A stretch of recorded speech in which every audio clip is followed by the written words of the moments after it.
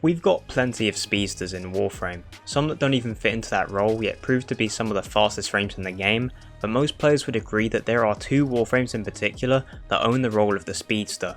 Our OG Volt, themed around electricity similar to the Flash, and Gauss, themed around kinetic energy. In today's video we're comparing the two Warframes in game to determine which is the better speedster, but also to see how close these two are in power level.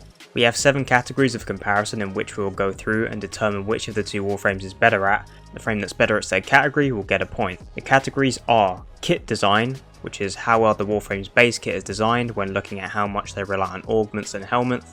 Gunplay, where we determine which frame better serves and bolsters your gunplay. Melee play, where we decide which frame better serves a melee setup. Buffing, or team buffing and damage, which frame has better damage and buffing for their team. Survivability, where we see which frame has of course the better tankiness and ease of survival. Speed, in which we look at which frame is not only faster but also just has the better speed buff overall for them and their team. And finally, investment, which of course delves into which of the two Warframes requires less investment and has access to more powerful setups with less grind.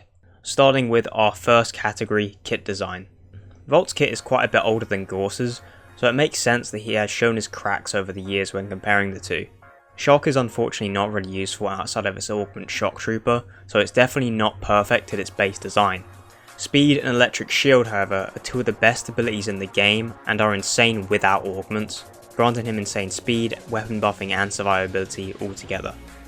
As for Discharge though, although it's a decent ability for crowd control, the damage it has only really scales to mid-level, and at high level even armor strips can't salvage its damage versus enemies with high enough health values. And much like Shock, I feel like this ability is best used with its augment for the overshield. A solid skill, but one that is in my opinion better off subsumed off. Gauss, on the other hand, has arguably one of the most perfectly designed skill sets in the game. Not an augment or helmet is required. His passive drives the power of his whole kit and pushes for an active playstyle. His first ability can be used for long distance coverage or short travel. His kinetic plating is not only very powerful, especially when combined with 100% battery redline, however it also offers an alternative subsume which we'll address in the survivability section. Thermal Sunder is a much more powerful nuke compared to Volt's Discharge, providing both heat procs, cold and blast, and armor strip at 100% battery during redline. And finally, of course, redline is a huge DPS buff for all your weapons, especially your guns. Gauss has the advantage of being a newer frame, so it makes sense that his kit is more refined and has better synergy across the board. Gauss takes his point in this round. As for our next category, we're delving into gunplay. This is a much closer round. On Volt's end, he can offer a large electric damage buff, faster reload speed, and of course crit damage buffs from his shield, while Gauss offers elemental damage buffing with the Thermal Sunder augment for either heat or cold damage, and then bonus fire rate and reload for his guns. The big difference here is of course that Gauss has a focus on the fire rate and DPS, whilst Volt amplifies his crit damage with his shield. What in my opinion sends Gauss over the edge in this category is that his fire rate bonus is affected by mods which Volt's crit damage is not. Outside of this, they both have huge elemental bonuses and reload speed buffs, but I would give this point to Gauss due to the insane fire rate buffs he has. Now for the opposite, we have the melee play category. At first you may think that Gauss would win for the same reasons as the gunplay points, however Volt has a lot more going for himself in the category. Not only is his melee speed buff arguably faster due to the ease of modding for large amounts of power strength, but his augment Shock Trooper directly synergizes with the melee arcane, Melee Influence. Influence is of course the best melee arcane in the game right now, allowing you to spread your melee status effects upon proccing electricity with said melee weapon. So Volt's augment frees up another mod slot on your melee so you don't have to mod for electricity. Both frames can of course free a mod slot due to not needing attack speed, but I think Volt fits the melee playstyle a little better even without the melee influenced energy, so Volt definitely grants his point in this round. The next category is overall team buffing and damage potential of both frames. As the two previous categories have established what they're both good at, this category calls for the team aspect.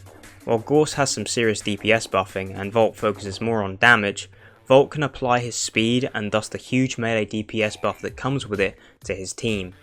Both Gauss and Volt can share their elemental buffs with their team, but most of what Gauss's kit has to offer is only affecting him. Volt's teammates can also use the damage buffs from his electric shields when they're placed down, simply by standing behind them, and overall has more potent buffs to offer his team, so I think that's safe to say that Volt gets this point here too.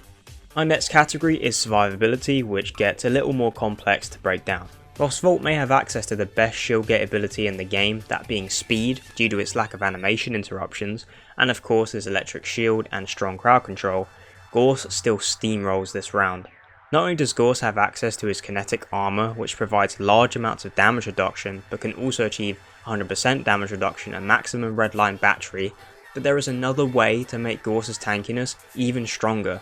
You see, kinetic plating has a couple of scaling issues.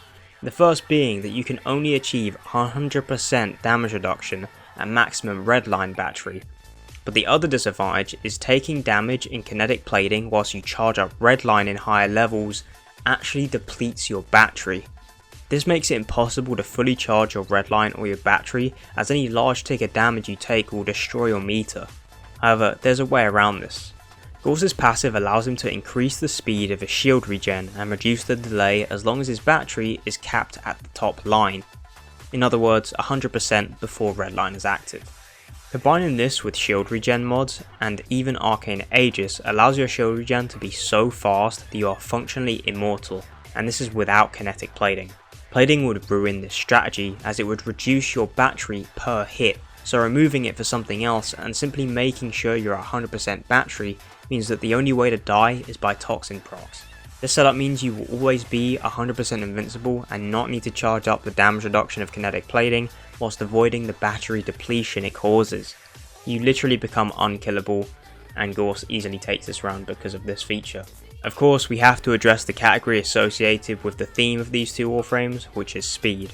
Most people are aware by now that Volt is faster in longer sprints, whilst Gauss is faster in short dashes.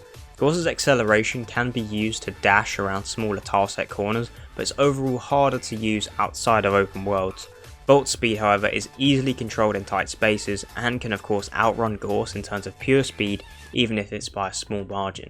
Although I think Gauss's speed feels better to use, I think that Volt's ability to turn sharp corners and pick up speed across longer stretches is more useful in more areas than open worlds, where Gauss excels. This is a close pick here, but I think Volt's ability to speed up the mission for him and his team, and be overall a bit faster in long stretches, grants him the versatility and the point in this round. And for our final category, we must look into investment, and Gauss easily takes this round when compared to Volt.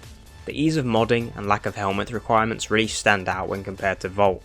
Gauss's builds often carry a lot of the same mods, while Volt can be very tricky to format around all of his different playstyles due to some builds really wanting range while others don't. And of course Volt is much better fitted with helmet abilities and augments, meaning he requires a lot more grind to max out his potential. Gauss is just so easy to build from base, and his augments are not required, so I'd give this point to Gauss. So that leaves us with a final score of Gauss with 4 points and Volt with 3. I think these two are so closely matched that you could argue that there's other categories worth talking about that could sway the score, but I think we covered most of the important ones. I enjoy playing both of these frames equally, and some may still argue that Volt is a better Warframe, but that wouldn't even be outrageous to say. Both of them are worth using for a few different reasons, and I think the main difference in choice would be down to whether you prefer melee or gunplay. Let me know in the comments if you agree or disagree. If you enjoyed the video, feel free to like and subscribe. All my links are in the description if you want to come watch the streams and keep up to date with my socials. I appreciate all the support lately, and I'll see you guys in the next video. Take care.